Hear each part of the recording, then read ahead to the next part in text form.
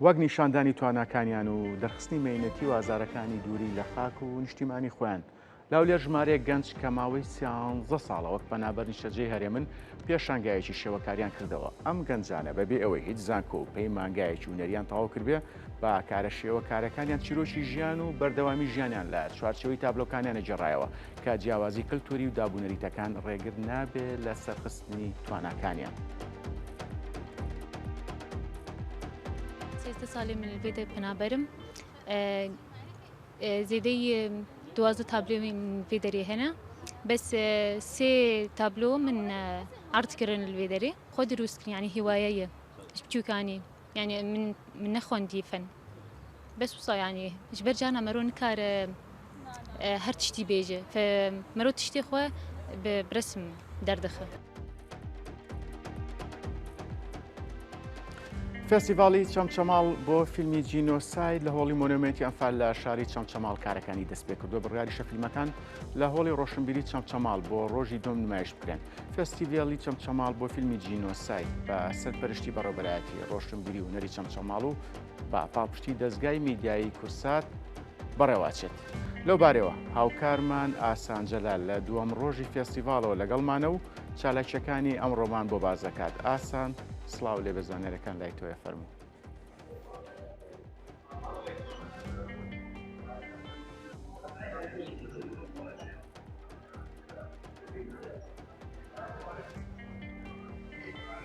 ئاسان گوێبیستی منی؟ بەڵا کام سڵاوت لێ بێ ئەم کاتەوە باش هەڵبەتە ئەمڕۆ بۆ دووەمین ڕۆژ فستیڤالی چەمچەماڵ پولی شەشەمی فستیڤالی چەمچەماڵ بۆ فیلمی جینۆساید لە نێو قەزای چەمچەماڵ و بە دیاریکراوی لە هۆڵی ڕۆشنبیری بەردەوامی هەیە. ئەمڕۆ جیاواز لە ڕۆژی یەکەم ژمارەیەکی زۆر لە ئەکتەر و فیلمسازان لە ڕۆژهەڵاتی کوردستان و لە دوهۆک لە کۆیە و لە هەولێرەوە هاتوون بۆ ئێرە بۆ قەزای چەمچەماڵ بۆ پایتەختی شەید و ئەنفالکراوان و بۆ ئەوەی لە شەشەمین فستیڤالی جینۆساید بەشداری بکەن و فیلمەکانیان هەندێکیان فیلمیان بەشداری کرد و هەندێکیان هەر بۆ ئەوە هاتوون کە بەشداری لە فستیڤاڵەکەدا بکەن. ئەلبەتە فستیڤالی خولی شەشەمی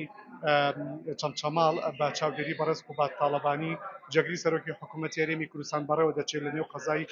چەمچەماڵ زیاتر لە 40 فیلم بەشداری پێکراوە لە 4 وڵاتی جیاوازەوە فیلمەکان هاتوون و لیژنەیەکی تایبەت پێکێنراوە بۆ ئەوەی هەڵسەنگاندن بۆ ئەو فیلمانە بکرێتوە. ئەمەوێ باز دەوەشکەم کە بە پاڵپشتی میدیایی دەستگای میدیایی کورسات ئەم فستیڤاڵە نێو قەزای چەمچەماڵ بەڕێوە دەچێت. من میوانێکم دەبێ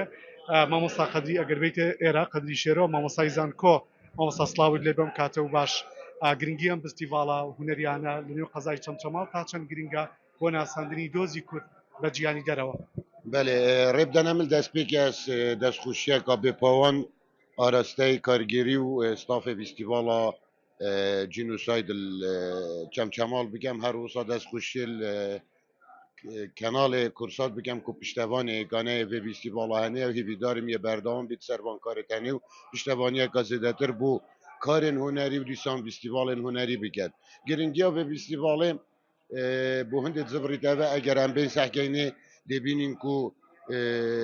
çendîn belge kom kirîne van filmê festîvalê de hatîne pêşkêşkirin heta vêgavkê ku ev belge hene dîkomêntên rastaqîne yên wan karesat û cînûsaydê ye ew ser milletê Kurd de hatî li deverên cuda cuda her roj Herat yan li Bakur yan jî li Başûrê Kurdistanê dîsan hêvîdarim xelkê Rojava jî bişêt hindek belge û dîkomênta kom biket bo wê êkê rêka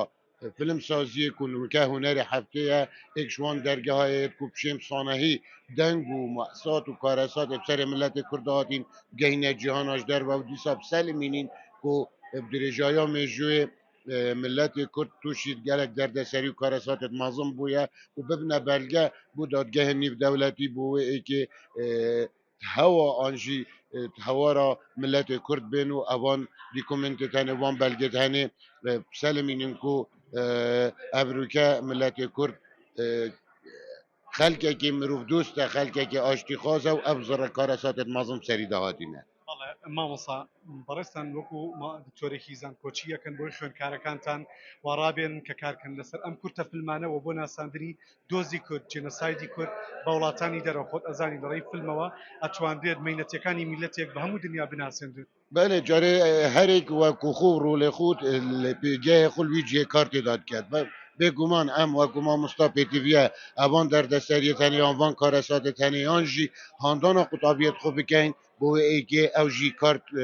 بوارن هنری داب گنوب تایبت شانو و سینما دا بو گهاندنا و ناماهنه لیهی بیا من او دستگاه مت را گهاندنه پریکا دستگاه و را گهاندنه وکو کورسات وکو پشتوانا بیستیواله درگاهی که دیوگن یعنی دیدنا من اگر دوان سه روز فستیوال دا چندین مزگرده هنری سر فستیوال درست کربانه و خلق اگ میوان گر بایا وکو فیلمساز یان وکو رخنگر یان وکو پرودوسر یان جو وکو اکتر و درینر